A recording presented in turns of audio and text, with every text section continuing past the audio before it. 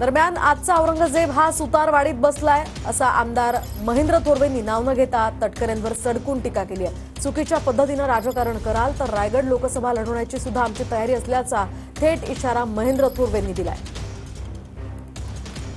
आपण पाहिलं छत्रपती छावा चित्रपटामध्ये दाखवलं आपल्याला की औरंगजेबाचं स्थान कुठे दाखवलं होतं?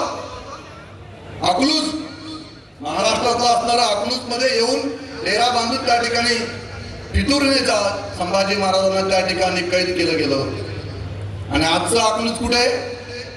सुतारवाडीला। आजचा औरंगजेब कुठे? सुतारवाडीमध्ये बसलेला आहे। चुकीच्या पद्धतीने राजकारण आमच्याशी कराल यापुढे लक्षात ठेवा।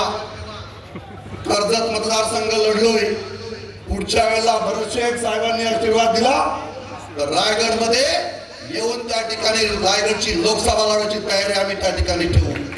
गद्दारी आमच्या रक्तात नाही, परंतु तुम्ही पाठीत वार करण्याचा प्रयत्न कराल तर मात्र आम्ही समोरून वार करून ज्यावेळेला समोरून वार करू त्यावेळेस तुमच्या लक्षात येईल की आमचा रायगडचा मावला भरत शेठ अजून या ठिकाणी प्रामाणिकपणे उभा आहे।